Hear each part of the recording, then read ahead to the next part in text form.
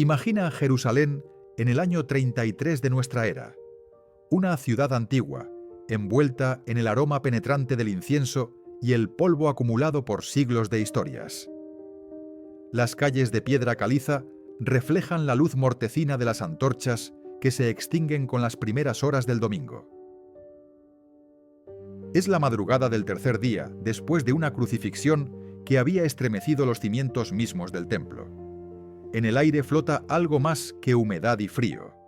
Hay una tensión invisible, como si el universo mismo contuviera la respiración. La tumba está excavada en roca viva, lejos del bullicio de la ciudad. Es el tipo de lugar donde los ricos guardan a sus muertos, donde el silencio tiene peso y los ecos de los pasos resuenan contra paredes que han visto partir tantas vidas. Una piedra circular, tan masiva que requirió varios hombres para moverla, sella la entrada. No es solo una roca, es una declaración de autoridad romana, un sello de finitud. Soldados vigilan el perímetro, no por miedo a ladrones de tumbas, sino porque las últimas palabras de ese hombre muerto hablaban de un tercer día, de un regreso imposible. Roma no toma riesgos con profecías. Pero en algún momento entre las sombras más densas de la noche y el primer resplandor del alba, algo sucede. No hay truenos que anuncien el momento. No hay relámpagos que iluminen la escena. Solo un movimiento silencioso de la piedra, rodando hacia un lado como si pesara menos que una pluma. Los guardias, esos hombres entrenados para no temblar ante nada, caen al suelo como muertos. Más tarde, cuando recuperen la consciencia, sus testimonios confusos hablarán de una luz, de una presencia, de algo que sus mentes romanas pragmáticas no pueden procesar. Algunos dirán que fueron sobornados para mentir, otros simplemente no hablarán jamás de esa noche. Cuando las primeras mujeres llegan al sepulcro portando especias aromáticas para ungir el cuerpo, el sol apenas comienza a despuntar en el horizonte. Caminan en silencio, con el dolor aún fresco como una herida abierta. Durante 3 días han llorado en secreto, han recordado cada palabra, cada milagro, cada promesa que ahora parece desvanecerse como humo. Su principal preocupación es práctica. ¿Quién les ayudará a mover esa piedra enorme? Pero cuando llegan, cuando sus ojos cansados por el llanto finalmente enfocan la entrada de la tumba, se detienen en seco. La piedra ya no está en su lugar. El primer instinto es el miedo, no la esperanza, no la alegría. Miedo puro y primitivo. Porque una tumba abierta en esa época no significa resurrección, significa profanación.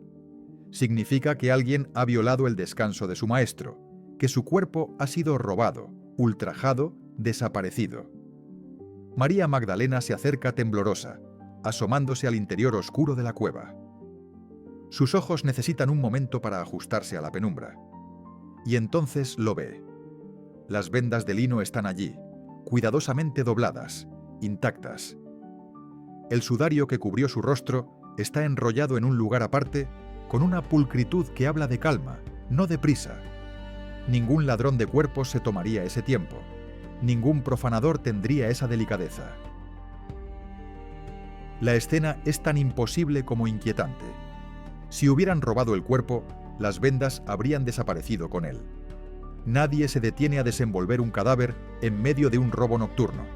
Pero aquí están, preservadas como si el cuerpo simplemente hubiera atravesado la tela sin deshacerla. Es un detalle pequeño, casi insignificante, pero contiene un universo de significado. Habla de una transformación que no obedece las leyes físicas, de una salida que no requirió fuerza bruta, sino algo completamente distinto, una transfiguración. Las mujeres corren de regreso a la ciudad con una mezcla de terror y asombro que las hace tropezar en las piedras del camino. Sus palabras salen atropelladas, incoherentes, casi histéricas. En esa cultura, el testimonio de una mujer no tiene validez legal, pero ellas son las primeras testigos del misterio más grande de la historia. Cuando Pedro y Juan reciben la noticia, no la creen. ¿Cómo podrían? Los muertos no resucitan. Es una ley fundamental de la existencia. Pero algo en la desesperación de esas voces los impulsa a correr hacia la tumba, con el corazón latiendo tan fuerte que apenas pueden respirar. Cuando Juan llega primero y se asoma al interior, ve las mismas vendas inmaculadas. Pedro, siempre impetuoso, entra directamente sin dudarlo. Ambos quedan paralizados por la imposibilidad de lo que presencian. No hay cuerpo, no hay signos de lucha. Solo esa ausencia tan presente que llena el espacio más que cualquier presencia física. En el silencio de esa tumba vacía, algo fundamental se quiebra en su comprensión del mundo. Porque ellos vieron morir a ese hombre. Vieron la lanza atravesar su costado. Vieron la sangre y el agua mezclarse en el polvo. Presenciaron la muerte en su forma más brutal y definitiva. Y sin embargo, ahora enfrentan esta ausencia que grita más fuerte que cualquier presencia. La tumba vacía no prueba nada por sí misma. Un cuerpo puede ser movido, escondido, destruido. Pero junto con todo lo que vendrá después, con las apariciones, con las transformaciones, con el hecho inexplicable de que hombres aterrorizados se convertirán en mártires valientes, esa tumba vacía se convierte en el primer capítulo de algo que desafía toda lógica. Es el comienzo de una narrativa que no puede ser borrada, alterada o silenciada, ni siquiera por el imperio más poderoso que el mundo había conocido. Lo fascinante no es solo lo que sucedió, sino lo que no sucedió. No hubo multitudes presenciando el momento exacto de la resurrección. No hubo cámaras celestiales grabando el evento para las generaciones futuras. Dios, o el universo, o como quieras llamar a esa fuerza creadora, eligió la discreción más absoluta para el milagro más extraordinario. Solo quedaron las evidencias indirectas, la piedra movida, las vendas intactas, los guardias en shock, las mujeres testificando y luego, en los días siguientes, las apariciones que cambiarían el curso de la civilización occidental. Existe algo profundamente humano en esta narrativa, algo que resuena más allá de creencias religiosas específicas. Es la historia arquetípica de la muerte y el renacimiento, presente en mitologías de culturas que nunca se conocieron entre sí. El héroe que desciende al inframundo y regresa transformado. La semilla que debe morir en la tierra para dar fruto. El sol que muere cada noche y renace cada mañana. La resurrección toca estos símbolos ancestrales que habitan en lo más profundo de la psique humana, conectándose con algo que reconocemos intuitivamente como verdadero, más allá de hechos históricos verificables. Pero hay una diferencia crucial. Otras historias de dioses que mueren y resucitan ocurren en tiempos míticos, en lugares indefinidos, en dimensiones simbólicas. Esta ocurre en una ciudad real, en un año específico, bajo el gobierno documentado de Poncio Pilato, con testigos que tienen nombres, historias y que pagarán con sus vidas por mantener su testimonio. La resurrección de Jesús se niega a quedarse cómodamente en el reino del mito. Irrumpe en la historia, en la geografía, en la realidad tangible. Y esa irrupción crea una tensión fascinante entre el símbolo y el suceso, entre lo eterno y lo temporal. Esa madrugada en Jerusalén, cuando la piedra se movió sola y la tumba quedó vacía, algo se fracturó en el tejido de la realidad tal como la conocemos. No fue solo un cadáver que volvió a la vida, fue una declaración radical sobre la naturaleza misma de la existencia. Fue una respuesta tangible a la pregunta que ha perseguido a la humanidad desde que tuvo conciencia de su propia mortalidad. ¿Hay algo más allá? ¿La muerte es el final absoluto o simplemente una transición? Y tal vez lo más perturbador, lo más esperanzador, lo más aterrador de todo, es que esa tumba vacía sigue ahí, en Jerusalén, esperando. No ha desaparecido, no se ha desvanecido con el tiempo. Miles de personas la visitan cada año, tocan sus paredes de piedra fría y se enfrentan al mismo dilema que enfrentaron aquellas primeras mujeres en la madrugada. O algo imposible sucedió realmente, alterando para siempre nuestra comprensión de lo que es posible, o nos enfrentamos al engaño más elaborado y persistente de la historia humana. No hay término medio cómodo. La tumba vacía nos obliga a elegir.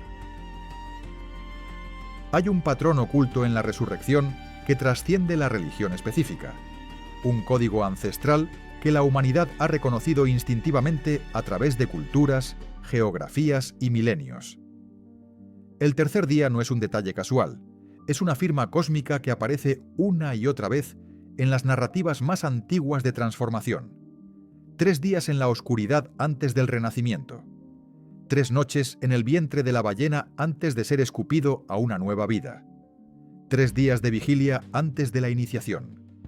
Es el tiempo exacto que la psique humana necesita para procesar la muerte y permitir que nazca algo nuevo. En el antiguo Egipto, Osiris permanece muerto 3 días antes de que Isis logre recomponerlo y devolverlo a la vida. En la mitología mesopotámica, Inanna desciende al inframundo y queda colgada durante 3 días y 3 noches antes de resucitar. En las tradiciones chamánicas de Siberia, el iniciado debe permanecer en trance profundo exactamente 3 días para morir a su antigua identidad y renacer como sanador. Estas culturas nunca tuvieron contacto entre sí, nunca compartieron textos ni tradiciones, y sin embargo todas llegaron al mismo número sagrado. ¿Coincidencia o tal vez algo más profundo? Un conocimiento inscrito en la estructura misma de la conciencia humana. La ciencia moderna arroja luz inesperada sobre este misterio. Cuando el cerebro experimenta trauma extremo o pérdida profunda, necesita aproximadamente 72 horas para que los neurotransmisores se reequilibren, para que las redes neuronales comiencen a reorganizarse. Es el tiempo que toma para que el shock inicial se transforme en integración. 3 días, el periodo exacto en que la química de nuestro cerebro nos permite soltar lo que era y aceptar lo que será. Los antiguos no conocían la neurociencia, pero conocían profundamente la naturaleza humana. Observaban, sentían, comprendían los ritmos invisibles de la transformación. Pero la resurrección contiene símbolos aún más profundos. La luz es quizás el más poderoso de todos. Cada relato de las apariciones de Jesús después de la muerte menciona una luminosidad que no proviene de fuentes externas. Una luz que emana del ser mismo, que transforma la percepción de quienes la presencian. Esta luz no es metáfora, es descripción literal de una experiencia que cruza todas las fronteras culturales.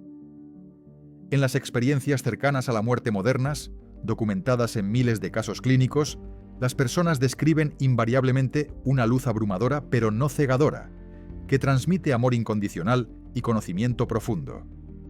Una luz que reconocen como más real que cualquier realidad física. Las tradiciones místicas del budismo tibetano hablan del cuerpo de luz, el estado final de transformación espiritual donde la materia física se transfigura en pura luminiscencia. Los maestros zen describen el kensho, el despertar súbito, como un estallado de luz interior que revela la verdadera naturaleza de la realidad. En el sufismo islámico, el nur, la luz divina, es la meta última del camino espiritual. Y en la cábala judía, el Or Ein Sof, la luz infinita, es la esencia primordial de toda existencia. La luz como símbolo del despertar, de la transformación, de la trascendencia. Es un lenguaje universal que la resurrección habla con claridad ensordecedora. Pero hay algo más perturbador y maravilloso en esta narrativa. Las apariciones de Jesús después de la resurrección no son las de un fantasma etéreo que flota sin sustancia. Él come pescado. Invita a Tomás a tocar sus heridas. Camina kilómetros con discípulos que no lo reconocen hasta que parte el pan.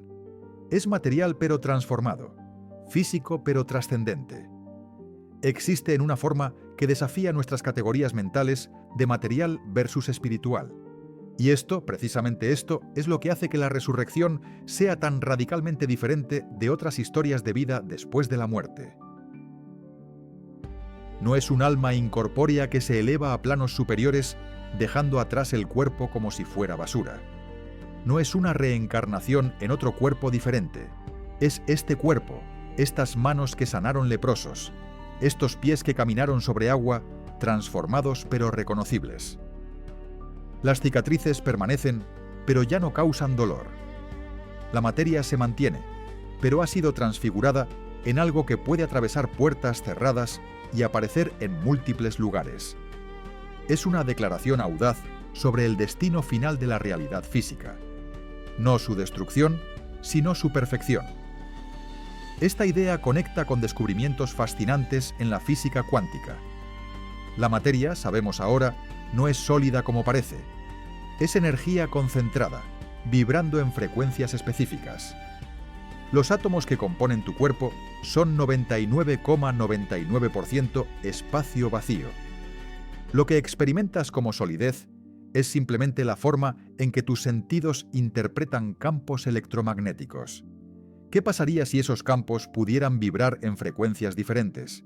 ¿Qué pasaría si la conciencia pudiera reorganizar la materia a nivel cuántico? La resurrección sugiere que esto no solo es posible, sino que es nuestro destino evolutivo. Carl Jung, el psicólogo profundo que exploró los arquetipos del inconsciente colectivo, identificó la resurrección como el símbolo central de individuación, el proceso mediante el cual una persona integra todos los aspectos fragmentados de su ser en una totalidad consciente. Morir al ego limitado y renacer en la plenitud del ser. No es un evento único que ocurrió hace 2000 años, sino un patrón eterno que cada conciencia debe atravesar para alcanzar su potencial completo. La resurrección externa refleja, según Jung, una necesidad interna universal, la transformación radical de nuestra identidad. Y aquí es donde el misterio se vuelve íntimo, personal, urgente. Porque si la resurrección es real, si es más que símbolo, si realmente ocurrió en ese tiempo y ese espacio, entonces cambia todo. Significa que la muerte no es el final absoluto que tememos. Significa que la conciencia puede existir independientemente del cuerpo biológico. Significa que este universo material no es todo lo que hay. Significa que tu vida, con todos sus dolores y alegrías, sus fracasos y triunfos, no termina en la descomposición final, sino en una transformación que apenas podemos imaginar. Pero también significa algo más difícil de aceptar. Significa que nuestras muertes pequeñas, nuestras crucifixiones diarias, nuestros fracasos y pérdidas, no son accidentes sin sentido, sino partes necesarias de un proceso de transformación. La semilla no puede convertirse en árbol sin primero desintegrarse en la tierra oscura. La oruga no puede volar sin primero disolverse completamente en el caos gelatinoso del capullo. Y tú no puedes renacer en quien estás destinado a ser sin primero morir a quien crees que eres. Las culturas antiguas comprendían esto de manera visceral. Los misterios eleusinos de la Grecia antigua incluían rituales de muerte simbólica que transformaban al iniciado para siempre. Los ritos de paso en sociedades tribales llevaban al adolescente a experiencias de muerte del ego que permitían el nacimiento del adulto. En el cristianismo primitivo, el bautismo por inmersión representaba exactamente esto: descender a la tumba acuática, morir al ser antiguo, emerger renacido. No era metáfora bonita, sino tecnología espiritual precisa para facilitar la transformación psicológica profunda. La resurrección nos enseña que la transformación auténtica siempre requiere atravesar la muerte. No puedes renovarte aferrándote a lo que eras. No puedes evolucionar manteniendo intactas todas tus certezas. No puedes renacer sin rendirte primero a la oscuridad del no saber. Y esta es quizás la lección más difícil para nuestra cultura moderna, que rechaza el dolor, que evita la pérdida, que intenta saltarse la muerte en todas sus formas. Pero hay esperanza radical en este patrón, porque si el universo está diseñado de tal manera que la muerte siempre conduce a renacimiento, entonces nada está verdaderamente perdido. Cada final contiene en su núcleo la semilla de un nuevo comienzo. Cada fracaso es el fertilizante de futuros triunfos. Cada pérdida crea el espacio vacío que algo nuevo necesita para emerger. La resurrección no es solo una promesa sobre el más allá, es una revelación sobre la estructura fundamental de la realidad. La vida siempre vence a la muerte. La luz siempre atraviesa la oscuridad. El amor siempre es más fuerte que el miedo. Y cuando comprendes este patrón, cuando lo ves operando en tu propia vida, en la naturaleza, en la historia, algo fundamental cambia en tu forma de habitar el mundo. La muerte ya no es el enemigo absoluto, sino el umbral necesario. El sufrimiento ya no es castigo sin sentido, sino el fuego que purifica el oro. Y tú ya no eres víctima de un universo cruel, sino participante consciente en un proceso cósmico de transformación continua que conduce siempre hacia mayor plenitud, mayor conciencia, mayor amor. Detente un momento. Cierra los ojos si puedes, o simplemente permite que tu mirada se suavice. Piensa en todas las versiones de ti mismo que han muerto a lo largo de tu vida. El niño inocente que creía que el mundo era justo y que los adultos tenían todas las respuestas. El adolescente que pensaba que el amor romántico lo solucionaría todo. La persona que eras antes de esa pérdida devastadora que te partió en dos. Todos ellos han muerto. Y sin embargo, aquí estás, escuchando estas palabras, respirando, existiendo. Has resucitado más veces de las que puedes contar. Esta es la verdad que la resurrección de Jesús refleja como un espejo cósmico. La muerte y el renacimiento no son eventos únicos que ocurren al final de tu vida biológica. Son el ritmo constante de la existencia consciente. Cada momento que vives, células en tu cuerpo mueren y nacen nuevas. Cada experiencia que integras mata a la persona que eras antes de vivirla. Cada pérdida que sobrevives te obliga a renacer en una forma que nunca hubieras elegido. La resurrección no es un milagro lejano que esperas al morir. Es el proceso continuo mediante el cual te conviertes en quien realmente eres. Pero la cultura moderna ha olvidado cómo morir bien. Hemos construido una civilización entera dedicada a evitar cualquier forma de muerte. Física, psicológica, emocional. Llenamos cada segundo de silencio con ruido. Distraemos cada momento de dolor con entretenimiento. Medicamos cada sensación de vacío con consumo. Y en ese proceso nos robamos a nosotros mismos la posibilidad de resurrección. Porque no puedes renacer si nunca permites que nada muera. No puedes transformarte si te aferras con desesperación a quien eras ayer. La pandemia global que vivimos hace unos años nos ofreció una lección brutal sobre esto. El mundo entero entró en una especie de sepulcro colectivo. 3 meses de encierro, 3 estaciones de incertidumbre, 3 años de transformación forzada. Y cuando emergimos, ninguno de nosotros era el mismo. Relaciones que parecían sólidas se desintegraron. Carreras que definían identidades desaparecieron. Certezas que dábamos por sentadas se revelaron como ilusiones frágiles. Fue una muerte masiva de la normalidad, del mundo que conocíamos. Y lentamente, dolorosamente, algo nuevo comenzó a nacer. Algunos salieron de esa experiencia más despiertos, más conscientes de lo que realmente importa. Otros se aferraron con más fuerza a lo que era, negándose a soltar, negándose a transformarse. La diferencia no estaba en las circunstancias externas. Todos atravesamos la misma tormenta. La diferencia estaba en la voluntad de morir a lo antiguo para permitir que lo nuevo emerja. Algunos permitieron la resurrección. Otros permanecieron en la tumba, con la piedra sellada por su propio miedo al cambio. Y esto nos lleva al corazón palpitante del misterio. La resurrección no es algo que Dios hace por ti mientras permaneces pasivo. Es algo que ocurre a través de tu participación activa en el proceso de transformación. Jesús tuvo que entrar voluntariamente en la muerte. Tuvo que rendir su espíritu, soltar el control, confiar en que algo más grande lo sostendría al otro lado del abismo. Y tú también debes hacer esto una y otra vez en los 1000 pequeños apocalipsis de tu vida cotidiana. Cada vez que una relación termina y te niegas a amargarte, permitiendo en cambio que el dolor te ablande y te haga más compasivo, estás resucitando.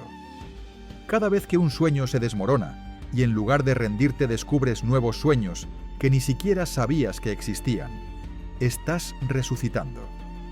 Cada vez que te enfrentas a tu propia sombra, a tus partes oscuras y rechazadas, y las integras con amor, en lugar de reprimirlas con vergüenza, estás resucitando. La resurrección no es un evento futuro del que depende tu salvación eterna. Es la práctica diaria mediante la cual te salvas del infierno de permanecer estancado en quien ya no eres. Hay una razón por la que tantas tradiciones espirituales hablan de morir antes de morir. No es morbosidad religiosa.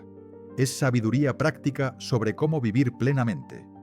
Cuando enfrentas conscientemente tu mortalidad, cuando meditas sobre tu inevitable desaparición, cuando te permites sentir la fragilidad absoluta de tu existencia, algo se libera en ti.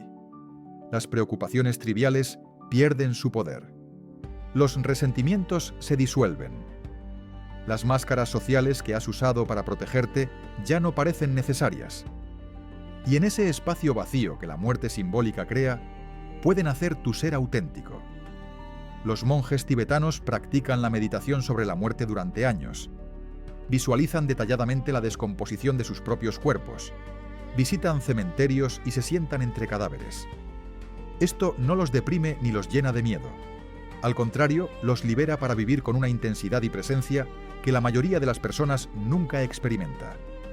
Porque cuando has enfrentado tu muerte, cuando la has mirado directamente a los ojos vacíos, cada momento que tienes después es un regalo insospechado. Cada respiración es un milagro. Cada encuentro con otro ser humano es sagrado. Esta es la gran ironía de la resurrección. Solo puedes experimentar la plenitud de la vida después de haber atravesado conscientemente la muerte. Los discípulos de Jesús lo entendieron de manera visceral. Después de presenciar la resurrección, ninguno de ellos tuvo miedo de morir. Fueron torturados, crucificados, apedreados, decapitados, y enfrentaron todo con una paz que desconcertaba a sus ejecutores. No porque fueran fanáticos desconectados de la realidad, sino porque habían visto con sus propios ojos que la muerte no es el final. Habían tocado las cicatrices de un cuerpo resucitado. Ya no podían temer a lo que sabían que era solo un umbral. Pero no necesitas presenciar un milagro sobrenatural para acceder a esta comprensión. Tu propia vida ya te ha mostrado el patrón una y otra vez. Recuerda la peor cosa que te ha pasado, el momento más oscuro que has atravesado. Esa traición brutal, esa pérdida devastadora, ese fracaso que te definió durante años. En ese momento sentiste que morías, ¿verdad? Sentiste que nunca podrías recuperarte, que la persona que eras había terminado. Y tenías razón, esa persona murió. Pero no moriste tú, el ser esencial que observa y experimenta. Tú sobreviviste. Y más que sobrevivir, te transformaste. La persona que eres ahora solo pudo nacer porque aquella persona murió. Esta es la promesa secreta de la resurrección. Todo lo que pierdes se convierte en terreno fértil para lo que está por nacer. Cada relación que termina crea espacio para nuevas conexiones más auténticas. Cada identidad que se desmorona te libera de limitaciones que ni siquiera sabías que cargabas. Cada certeza que colapsa abre la puerta a misterios más profundos y verdades más vastas. Nada se desperdicia. Todo se transforma. La muerte alimenta la vida, y la vida eventualmente alimenta nueva muerte, en un ciclo eterno que no tiene principio ni fin. Y aquí está la pregunta que la resurrección te hace directamente, personalmente, urgentemente. ¿Qué en ti necesita morir hoy? ¿Qué creencia obsoleta sigues cargando porque suelta requiere coraje que no estás seguro de tener? ¿Qué relación tóxica continúas manteniendo? Porque el miedo a la soledad pesa más que el dolor de permanecer. ¿Qué versión de ti mismo te niegas a enterrar porque admitir que ha muerto significaría enfrentar la incertidumbre de no saber quién eres sin ella? La resurrección te invita con gentileza implacable a soltar, a confiar, a morir conscientemente a lo que ya no sirve para que puedan hacer lo que tu alma está anhelando convertirse. No es fácil, nunca lo ha sido. Jesús sudó sangre en el Getsemaní enfrentando su muerte inminente. Y tú también sudas, metafóricamente, cada vez que te enfrentas a un final necesario. Pero del otro lado de ese miedo, de esa resistencia, de ese dolor de soltar, te espera una versión de ti mismo más viva, más libre, más auténtica de lo que has sido jamás. Y cuando finalmente llegue tu muerte física, ese último y definitivo umbral que todos debemos cruzar, si has practicado morir y renacer durante toda tu vida, no será tan aterrador.